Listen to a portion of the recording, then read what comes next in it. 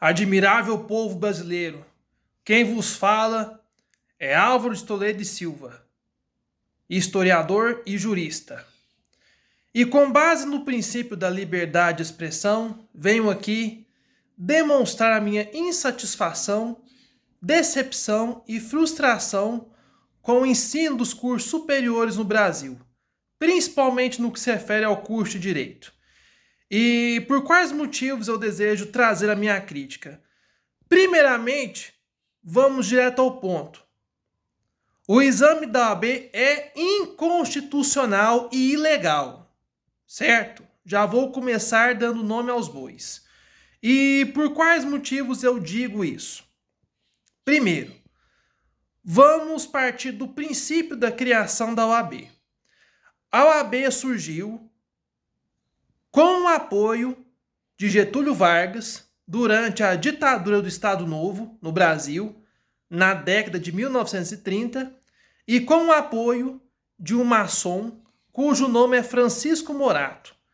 Em 1921, este maçom Francisco Morato contribuiu com a escrita do Código de Ética da Advocacia da OAB.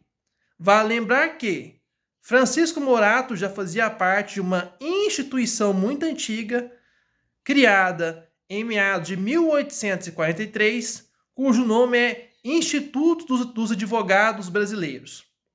Ela já existia durante o Império do Brasil. Entretanto, tal instituição também já havia sido fundada por outros membros da maçonaria brasileira, como, por exemplo, Francisco Montezuma e Joaquim Saldanha. Dois maçons, e o segundo foi representante do Partido Republicano Brasileiro, o qual apoiou a derrubada da monarquia, que, embora não fosse perfeitamente católica, em muitas ocasiões apoiou a política do catolicismo no território nacional, exceto quando houve a questão religiosa, que ocorreu um embate muito forte entre a Igreja Católica e os integrantes da maçonaria brasileira. Mas este é um outro assunto que não será abordado neste vídeo. Entretanto, vale ressaltar a seguinte observação. Há muito tempo, desde o século XIV para cá, a maçonaria já buscava criar essas espécies de sindicatos para combater as corporações de ofício da Igreja Católica. E isso começou a partir também da advocacia. Até porque tanto a OAB quanto o IAB, elas não surgiram exatamente dentro do contexto social, cultural e político brasileiro. Elas vieram há muito tempo no passado, com a Ordem dos Advogados Portugueses, obviamente localizado em Portugal, e a Ordem dos Advogados Franceses, na França. E as duas tiveram e receberam influência política da Ordem Secreta dos Cavaleiros Templários.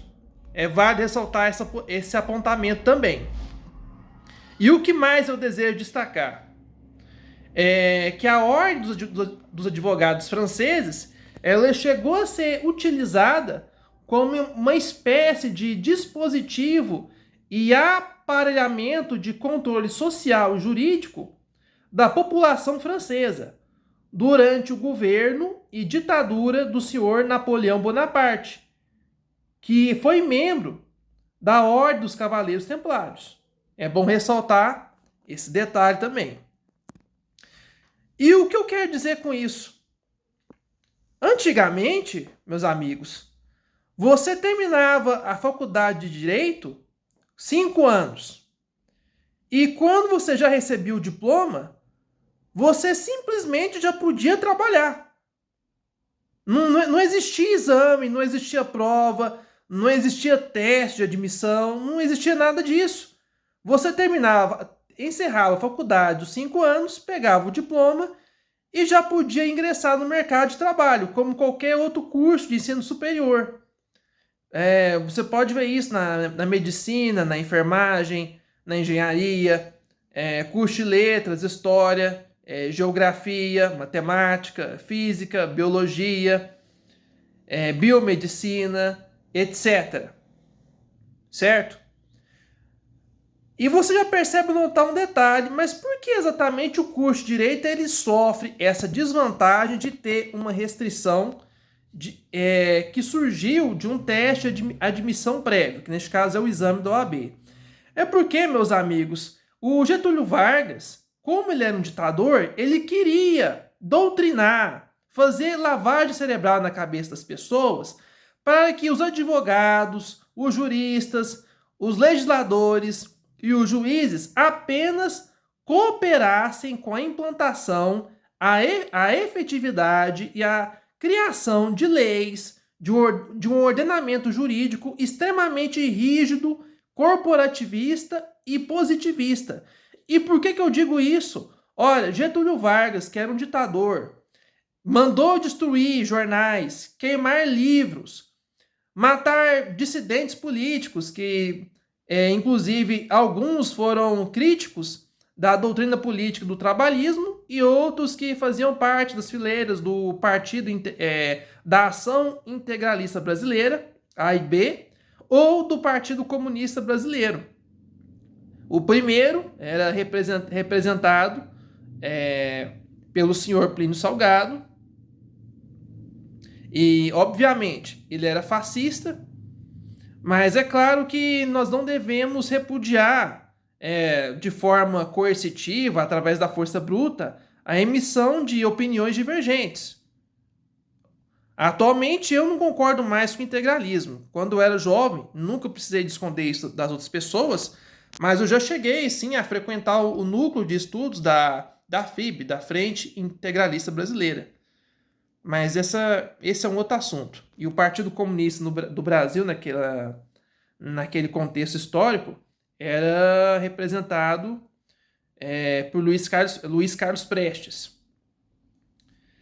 Entretanto, o Getúlio Vargas fez uma gestão governamental abominável. Praticou atos de extermínio social, proibiu a entrada de imigrantes judeus no Brasil. Getúlio Vargas também criou campos de concentração para matar os seus opositores políticos. Getúlio Vargas era o demônio na Terra. Ele foi criticado pela imprensa internacional das outras democracias do Ocidente. Inclusive, antes de ocorrer a entrada do Brasil, apoiando os Estados Unidos, a Inglaterra e a França contra as potências do eixo, no decorrer da Segunda Guerra Mundial, vale ressaltar que Getúlio Vargas ele apoiava nos seus atos de diplomacia estrangeira e também no ordenamento jurídico que ele visou implantar no Brasil. Getúlio Vargas foi um grande admirador do nazismo, implantado na Alemanha pelo ditador sanguinário Adolf Hitler, e Getúlio Vargas também colaborava com a política nacionalista de Benito Mussolini, que foi o fundador do Partido Fascista Italiano. E Mussolini também tinha ligações com sociedades secretas, que nesse caso é a maçonaria, que poucas pessoas têm conhecimento sobre isso. E vocês podem perceber, atualmente, a maior parte das subseções brasileiras da OAB, elas possuem um controle político, seja direto ou indireto, do Partido Comunista Brasileiro, do PT, Partido dos Trabalhadores, que todos nós temos ciência de que se trata de um partido socialista e comunista, como também de lojas maçônicas. Existem muitos maçons populares no Brasil que são advogados e exercem essa profissão e também atuam na coordenação da política da OAB em todo o Brasil. E esse fato é pouco comentado. Ao meu ver, as pessoas deveriam bater mais nessa tecla. Mas, infelizmente, ninguém tem coragem de comentar sobre esse assunto. E, é claro, o Getúlio Vargas, ele também tinha o seu aspecto racial. Ele ajudou a criar políticas de higiene racial no Brasil, para tentar controlar a procriação da raça negra no nosso território. Ele fez isso, expulsou os judeus do Brasil. Ele também era contra a reabilitação e socialização de pessoas que sofriam de deficiências físicas e psicológicas no Brasil. Getúlio Vargas tinha uma mentalidade racialista naquela época, o que também é alvo de crítica e também é uma abominação. Vamos usar a palavra sincera aqui, direta, curta e objetiva. Mas olha, hoje em dia, quem faz as provas da OAB? FGV, Fundação Getúlio Vargas. Olha só que vergonha. Imagina só se no Brasil existisse uma Fundação Adolf Hitler, em homenagem ao ditador. Pois é, aqui no Brasil temos a FGV, Fundação Getúlio Vargas, criada em homenagem e parabenização a um assassino e ditador sanguinário, cruel, que usava os seus opositores políticos aqui no Brasil como mão de obra escrava. Olha só que palhaçada. E é bom ressaltar também, Getúlio Vargas, a ideologia dele, o trabalhismo, ela tem vínculo também com a maçonaria. Júlio de Castilho e Auguste Comte, ambos ligados ao Grande Oriente, tanto ao brasileiro quanto ao francês, eles colaboraram para a criação do trabalhismo socialista Getúlio Vargas, que foi implantado no Brasil no decorrer do Estado Novo. E esse detalhe é pouco comentado. E Getúlio Vargas também, antes de se aliar com os Estados Unidos e as potências aliados, ele usou matéria-prima bruta para fabricar armas de fogo e enviar para a Alemanha nazista e para a Itália fascista. E esse material foi utilizado para matança de civis, de opositores políticos que defendiam a verdadeira democracia e também para matar judeus. É óbvio, eu tenho ciência que muitos judeus realmente não são inocentes. A gente não pode chamar que é flor que se cheire. Eles também fizeram coisas erradas, mas esse não é um assunto que eu quero entrar no mérito agora. É interessante que a OAB ela foi criada a partir de um decreto, e vocês podem pesquisar isso daí em sites como LexML ou no site oficial do Planalto. Eles possuem todo o acervo jurídico das leis e decretos, súmulas e jurisprudências nacionais. Está tudo armazenado nesses dois sites. O decreto que criou a OAB em 1930, que na verdade nem se tratava sobre esse assunto, mas ele era voltado para a organização da Corte Superior de Justiça, e o OAB foi embutido lá dentro como uma espécie de jabuti. Este decreto foi derrubado no decorrer da década de 1990. Mas de onde você tirou essa informação, Alvo? Você ficou louco? Isso não existe. O meu professor aqui da faculdade nunca comentou sobre esse assunto, eu nunca escutei isso em palestra, em aula. Isso aí não é matéria que cai em prova? Procurem. Durante o governo do ex-presidente Fernando Collor de Mello, o qual buscou, de certa forma, combater a conspiração maçônica e comunista no Brasil, a partir do decreto número 11 de 1991, anexo 4, ele revogou o decreto que colaborou para a criação da autarquia federal da OAB no decorrer da década de 1930 pelo sanguinário e ditador, vagabundo, assassino Getúlio Vargas. Fernando Collor de Mello colaborou para a extinção da OAB via decreto, porque isso é permitido, decreto derrubar decreto, com base nos estudos de direito administrativo. Princípio da simetria das formas. Basta pesquisar na doutrina jurista. A OAB, dentro da lei, de forma técnica e lógica, não existe mais. é uma ilusão, é uma utopia, é um paraíso, é o sonho de uma noite de verão. É tudo uma mentira, uma palhaçada para enganar a população brasileira e fazer todo mundo de trouxa. A OAB está usando nós, bacharéis e estudantes do curso de Direito, como mão de obra escrava para satisfazer os seus desejos. A OAB não é fiscalizada pelo Tribunal de Contas da União. A OAB está atuando no Brasil de forma clandestina. E é isso que deve ser dito. Inclusive, existe uma organização cujo nome é ANB, Associação dos Advogados Brasileiros, dirigida pelo senhor Carlos Schneider. Ele busca derrubar a obrigatoriedade do exame da OAB. Podem pesquisar no canal dele, há diversos vídeos e palestras sobre esse assunto. De acordo com eles, há um laudo grafotécnico comprovando que o Código de Ética da OAB, criado em 1994, durante a década de 1990, esse Código de Ética da OAB, ele foi falsificado. Ele não foi votado no Congresso Nacional e pelo Senado Federal. Ou seja, não passou pelas turmas do Congresso, violando abertamente o regimento interno de votação. Um ato completamente antijurídico e antidemocrático. E ninguém comenta sobre esse assunto.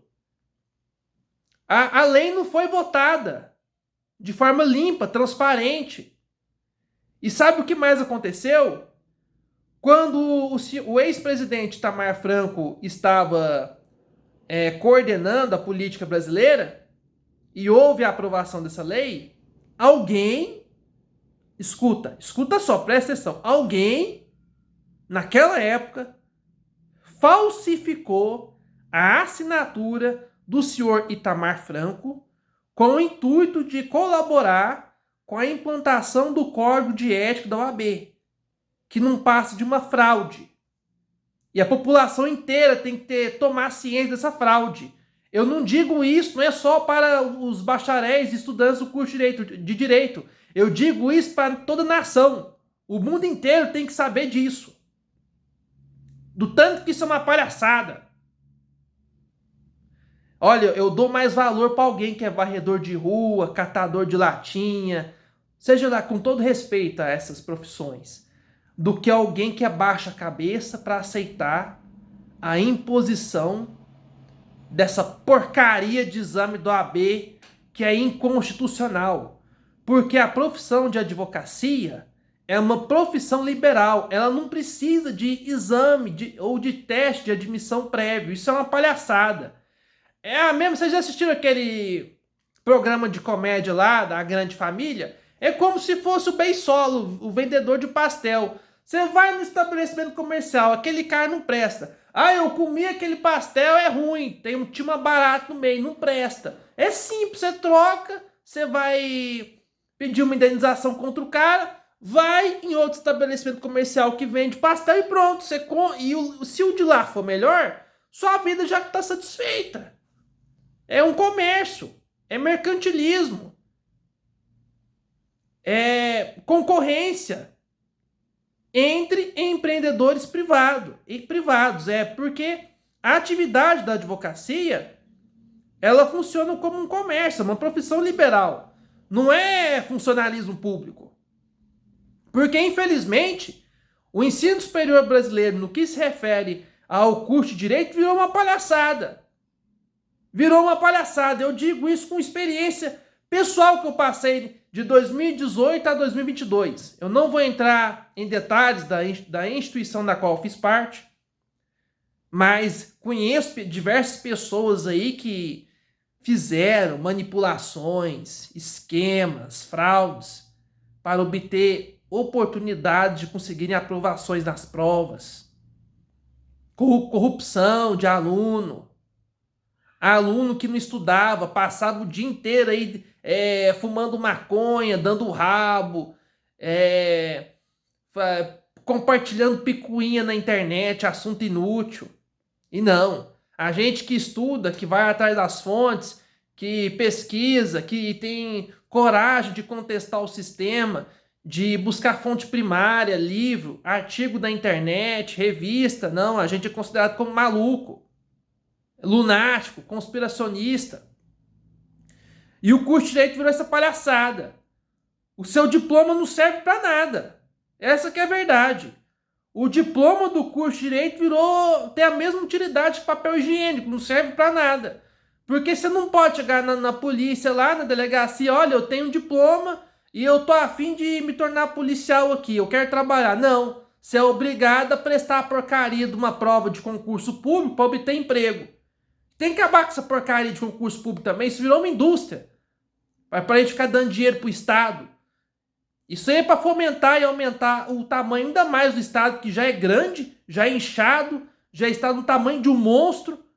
O Estado que gosta de tutelar e monitorar a vida alheia e fica fortalecendo um Estado inchado e socialista, comunista, como o que está em vigor no Brasil, que só aprova lei que não presta, é lei que fortalece os interesses da comunidade LGBT, é lei que fortalece políticas feministas, o movimento negro,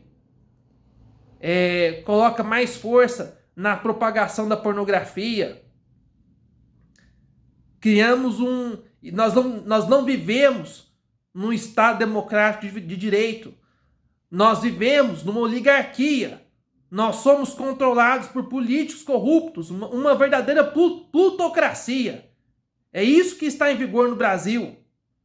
Aí temos o PT, Partido Comunista Brasileiro, MDB, PSDB, a maçonaria, tudo controlando os bastidores, o que ocorre com a nossa vida, roubando nosso dinheiro. E tanto a FGV quanto a OAB estão envolvidos em diversos esquemas de corrupção. Isso já é matéria de jornal. Eu não sou a única pessoa que tem conhecimento sobre isso. Pode pesquisar na internet.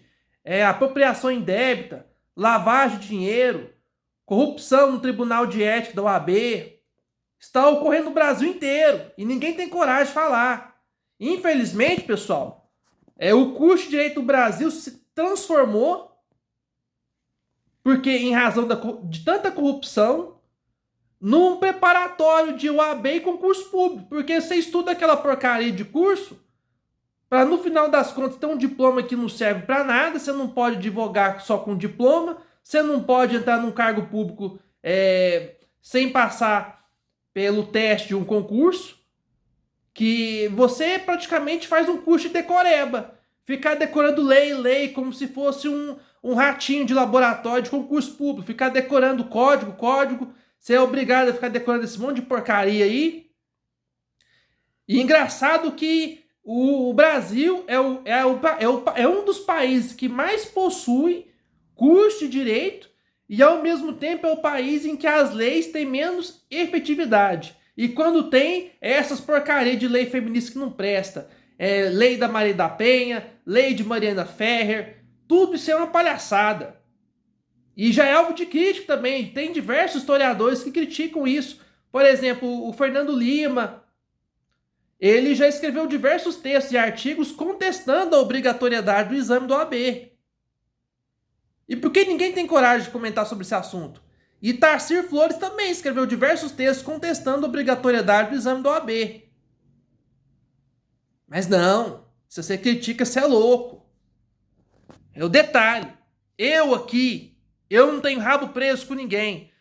Fiz os 5 anos do curso de Direito da forma certinha, dentro dos parâmetros, sem desobedecer nada. Cheguei no último período, eu fui o único aluno, tá? Consegui também obter uma boa aprovação no ENAD. Além disso, acima da média. E além disso, eu não paguei, tá? Eu esfrego isso na cara de todo mundo da minha antiga faculdade. Eu sei que vocês vão encontrar no meu canal um dia no YouTube e vão saber do que eu tô falando. Eu esfrego o dedo na cara de vocês, tá? Porque eu não preciso ter medo de nada. Eu não paguei para ficar dispensado de apresentar e escrever a minha monografia, o TCC, Trabalho de Conclusão de Curso. Eu não paguei porque eu sou homem suficiente. E eu obtive uma nota de 9 para cima com o meu TCC. Terminei a faculdade, graças a Deus, mas com base no meu direito à liberdade de expressão, deixo a minha crítica. E, infelizmente, as faculdades de direito estão cada vez mais se deteriorando. E se continuar assim, ninguém mais vai querer fazer curso de direito. Porque, apesar de ter esse suposto leque de profissões, no campo trabalhista, administrativo, constitucional, civil, penal, criminal, etc., você não pode trabalhar com nada disso sem passar pelo crivo do exame do AB ou por algum concurso público corrupto. Porque a gente sabe que tem pessoas que pagam propina para conseguir a aprovação em concurso público. Não é a melhor coisa do mundo. A gente podia simplesmente trocar a aprovação do concurso público por uma espécie de contrato. Você entrega o seu currículo mostrando que você formou na faculdade, demonstra os trabalhos que você já fez no passado, algum texto que você escreveu, algum livro que você tem com o seu nome, e começa a trabalhar. O Estado deveria trocar o concurso público pelo regime de contrato. Pronto, acabou. Não precisava mais de ficar criando essas provinhas cheias de pegadinha para querer enganar bobo, ficar cobrando taxa de inscrição. Nós precisamos buscar uma visão de direito descentralizada, uma visão liberal de mundo.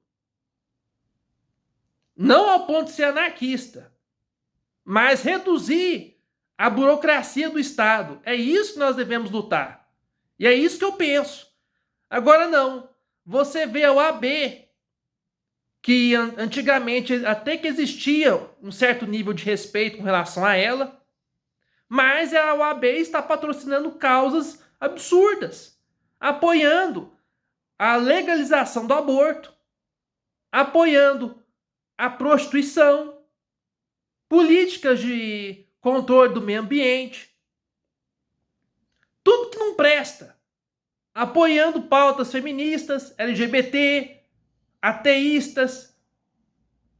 Isso é culpa de todo esse movimento da nova ordem mundial, que na verdade não é nova não, é velha, já vem há muito tempo. Eles querem reduzir a participação da religião, da fé cristã e católica no meio civil e social e político.